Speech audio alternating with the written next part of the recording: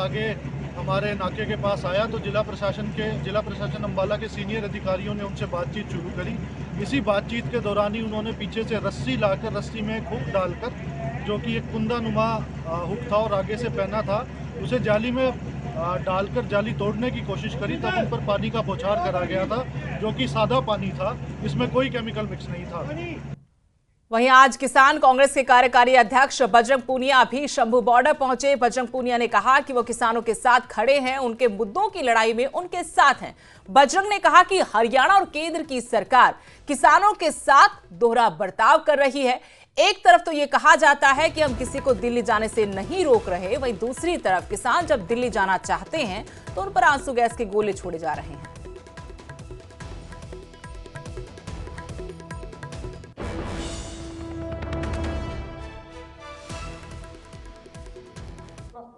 Star पहलवान और कांग्रेसी नेता बजरंग पूनिया आखिरकार शंभू बॉर्डर पर पहुंच गए। आप तस्वीरों में देख सकते हैं कि अपने साथियों के साथ वो शंभू बॉर्डर पहुंचे हैं। एक तरफ जो किसान है वो दिल्ली कूच की तैयारी कर रहे हैं, जो हरियाणा पुलिस है वो लगातार आंसू गैस के गोले कई किसान घायल हुए हैं, प्राइवेट एम्बुलेंसों को बुलाया गया है। और हम जान लेते हैं पहलवान बजरंग पूनिया से कि यहाँ के हालात देखकर वो क्या कहेंगे।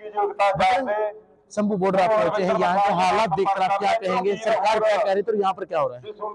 देखो, वो आप लोगों को दिखाइए कि भाई जो सरकार बोल रही है, करनी और कथनी में क्या फर्क है। जो भाजपा बड़े बड़े वादे कर रही है, हम जाने से नहीं रोक रहे, हम तो खून बरसा रहे हैं। आपने देखा अभी 7 से 8 किसान घायल हो चुके हैं अभी तक। तो ये असली चेहरा है जो बीजेपी सरकार बोल रही है कि भाई हम किसान हितैषी हैं। तो ये किसानों के प्रति रवैया उनका, उनके ऊपर आंसू गैस के गोले छोड़े जा रहे हैं, उनके ऊपर गोलियां चलाई जा रही हैं, जहरीली गैसें छोड़ी जा रही हैं। तो ये उनका चेहरा है। बजरंग 101 किसानों में आप शामिल नहीं हुए, लेकिन अब यहाँ पर ही रहेंगे किसान नेताओं से बात? बिल्कुल, अभी किसान जो हमारी कमेटी बना रखी है उनसे बात करेंगे कि जो वो जिम्मेवारी हमारी लगाएंगे, हम उसके लिए तैयार हैं। क्या कहेंगे, हालात क्या है, क्योंकि सुप्रीम कोर्ट के भी आदेश है कि शांतिपूर्ण ढंग से किसानों को मनाया जाए। ये मुझे नहीं लगता कि माननीय सुप्रीम कोर्ट का भी ये कोई निर्णय लिया है तो उसका सम्मान करती है सरकार। आप देख सकते हैं कि कैसे बल प्रयोग किया जा रहा है किसानों पे। माननीय सुप्रीम कोर्ट ने बोला कि भाई शांतिपूर्ण तरीके से आप बात करिए, तो उसके बाद ये चीजें की जा रही है। तो इसमें हम बोल नहीं सकते कि भाई ये देश में कोई कानून व्यवस्था की चीज को भी मानते हैं। बजरंग और क्या कहेंगे, और लोगों से क्या अपील करेंगे कि यहाँ पर क्या कहें? मैं सभी लोगों से, चाहे वो देश में कहीं भी सुन रहे हो, चाहे हरियाणा, यूपी, राजस्थान, मध्य प्रदेश, उत्तर प्रदेश, लोग सुन रहे हैं, चाहे केरला, तमिलनाडु, सभी से यही है कि भाई आप लोग आइए, किसान भाइयों का साथ दीजिए और उनके साथ हर कंधे से कंधा मिला के इस लड़ाई में साथ रहे। तो तस्वीरें भी मैं आपको दिखा दूं कि प्राइवेट एम्बुलेंसों का सहारा लिया जाता, प्राइवेट गाड़ियां यहाँ पर लगा दी गई है और कहीं ना कहीं जो हरियाणा पुलिस है वो 101 जत्थेबंदी आगे बढ़ रही है, उसको रोकने का प्रयास किया जा रहा है। लगातार आंसू गैस के गोले छोड़े जा रहे हैं, तो किसान घायल है, प्राइवेट गाड़ियों को आगे भेजा गया है। कहीं ना कहीं देखना यही होगा, जिस तरह बजरंग ने कहा कि सरकार शांतिपूर्ण ढंग से जो पेश नहीं आ रही है, किसान लगातार आगे बढ़ रहे हैं और अब वो यही है कि किसानों से बात भी करेंगे। सोनीपत से नितिन आंतिल, न्यूज़ 18। कांग्रेस नेता बजरंग पूनिया शंभू बॉर्डर पर घायल हुए किसानों से भी मिले। पंजाब के राजपुरा सिविल हॉस्पिटल पहुंचे और इस दौरान घायल किसानों से मिलकर उनका हालचाल जाना।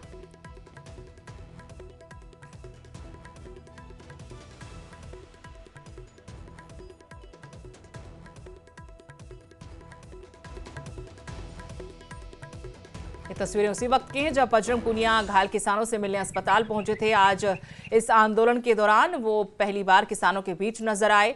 शंभू बॉर्डर पर किसान डेरा डाले बैठे हुए हैं फरवरी महीने से, लेकिन अब दिल्ली कूच का ऐलान कर रखा है। तीसरी बार आज एक बार फिर से दिल्ली की तरफ किसानों ने कूच करने की कोशिश की, लेकिन आगे से हरियाणा पुलिस ने उन्हें रोका और एक बार फिर से आंसू गैस और पानी की बौछारों का इस्तेमाल किया, जिससे किसानों का जत्था वापस लौट गया। किसान नेता स्वर्ण सिंह पंधे ने 101 किसानों को वापस बुलाने का फैसला लिया, लेकिन इस दौरान जो किसान घायल हुए उन्हें राजपुरा के सिविल अस्पताल में भर्ती कराया गया है और इन्हीं घायल किसानों से मिलने, उनका हालचाल जानने पहुंचे किसान नेता और कांग्रेस नेता बजरंग पूनिया।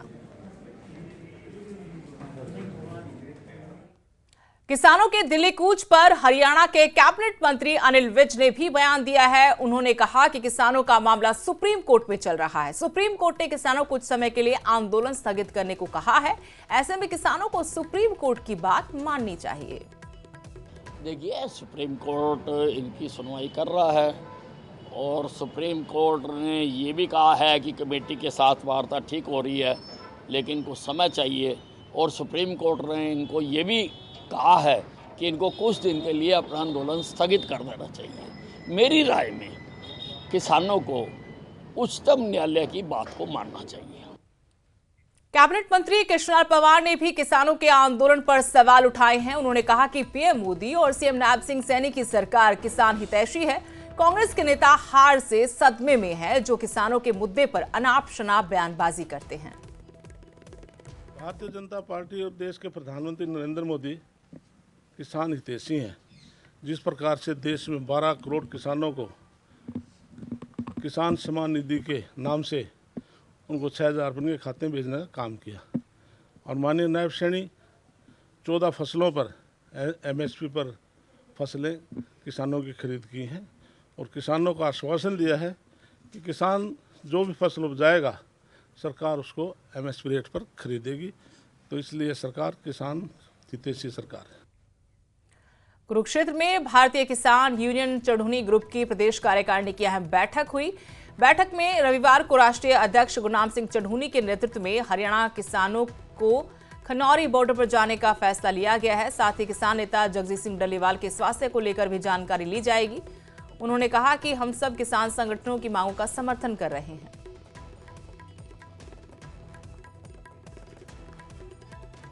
आज हमने हरियाणा के अपने जिला प्रधानों की मीटिंग बुलाई थी और कल जो है खनौरी बॉर्डर पे जाने का फैसला किया है। हमारा पंजाब का भी पूरा जो संगठन है, सारे पदाधिकारी वो भी आएंगे और हम भी जाएंगे। जो कैथल से खनौरी रोड पे एक गुरुद्वारा है, नीम साहब गुरुद्वारा, वहाँ पे इकट्ठे होंगे।